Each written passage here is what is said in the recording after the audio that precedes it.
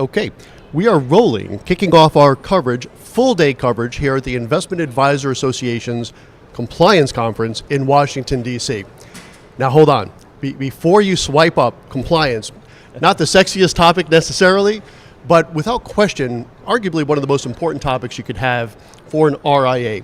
And as we like to do is talk about advisors going RIA, I could tell you without question, that is the number one question that we get from advisors looking to go RIA, how do we stay compliant? We're going to be talking about that all day today here at the IAA conference.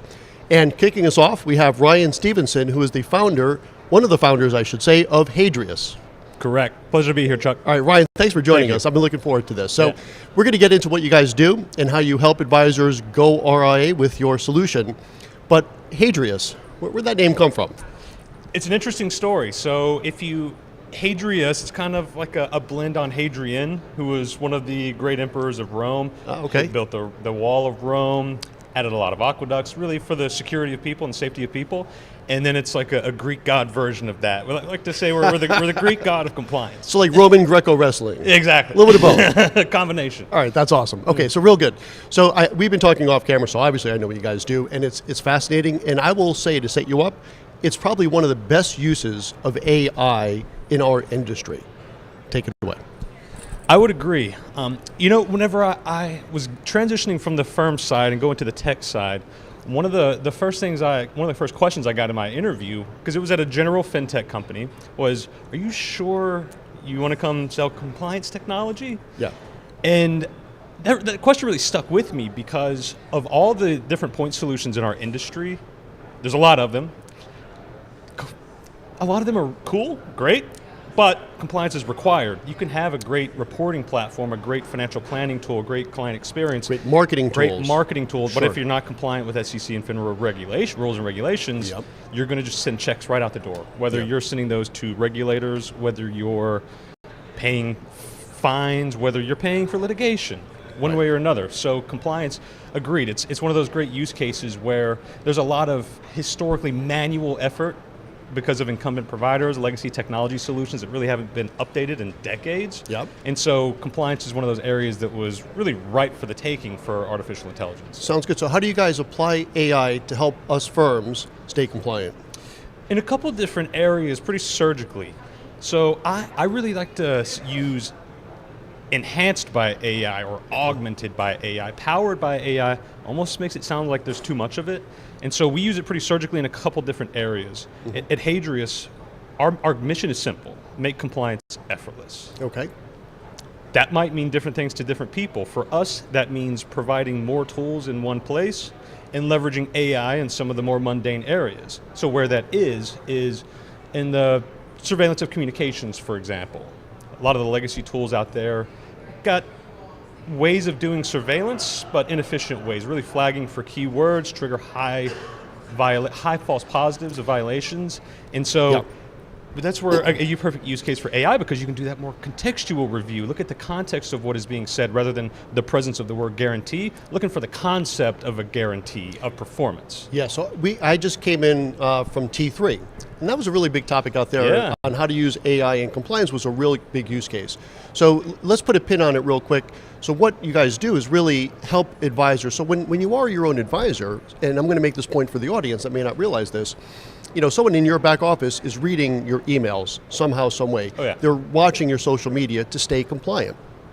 And historically, the first iteration, and keep me honest on this, the first iteration of technology was look for the word guarantee. Exactly. So you would get a lot of false flags, false positives. You look in your email signature in the disclosure, past performance is no guarantee of future results, flag. Right. Or I guarantee, the Chiefs are going to win the Super Bowl. Exactly. Irrelevant, but it would be flagged. Right, exactly. And that's actually an example that we share with people is think about guarantee, for example. You can guarantee Susie that she's going to love this restaurant that you're going to take her to next week. We don't care about that because we can see the context. But if you say, I'm pretty sure I can get you 15% over the next month. Right. That's a problem.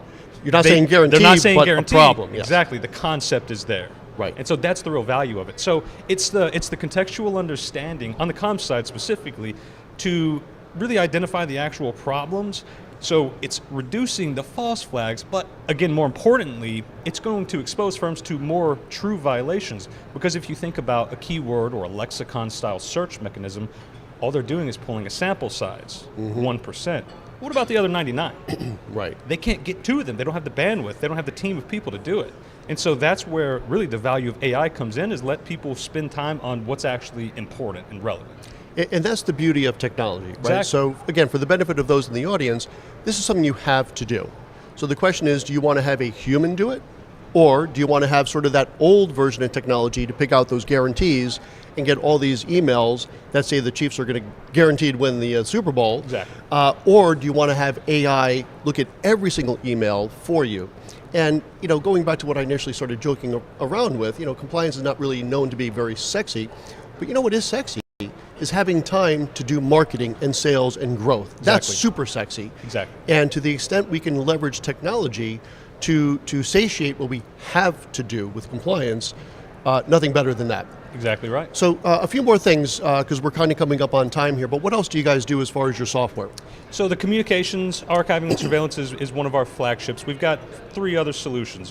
One is the oversight of the firm itself. I like to say 4 categories of oversight. So the oversight of the firm itself, really the cornerstone of the compliance program. Who needs to do what, when, how, and documentation of its completion. Communications oversight, archiving, and surveillance. Marketing content, submission and review process, and then the oversight of the employees themselves, monitoring any of their conflicts of interest, their personal transactions. And if you think about that, historically, and I'm sure many of your viewers feel the same way, historically it's been a lot of different point solutions that people have needed. There's multiple vendors here at this event right now for each of those point solutions. There doesn't need to be. Right. We're in the age of technology today where if you've got scrappy enough engineers, you can build more of the tools that firms require. And that's exactly our mission, is to be that place that firms can go to minimize the number of vendors that they require to maintain their compliance and get some time back in their day by leveraging the latest technology available without using the buzzword. Exactly, yes. And I think that's a good way to wrap it up for today, because again, when you are going RIA, you have to be compliant. The good news is there are a lot of solutions, and I'm kind of gesturing toward, I don't know, there's maybe 30 or 40 vendors here. Yeah. That's the good news, but it's also the bad news, because you got to sort through all of that stuff. Exactly. And they don't talk to each other either. Not well enough. Exactly. Not well enough. And as we were building our compliance stack and our tech stack at Sovereign, we found that I like best of breed, meaning the best for CRM, the best for account management, to the extent we have to. But if we could find one vendor, one check that we're writing to cover 2 or 3 solutions that are all working well, that's by far our preference. Yeah. Okay. The goal Yes. is to be the best of breed all in one. Oh my God. What a great way For to put compliance. Yes, what a great way to put a pin in for today. So That's right. Ryan Stevenson, thanks a lot for joining us. Thank you, Chuck. Okay, so this is just kicking off our all-day coverage, and again, compliance could be sexy, and we're going to try to prove that to you today. I'll be back in about an hour with some more content on goRIA, of course, fueled by Investment News. Thanks for joining us, and Ryan, thanks again. Thank you. Okay.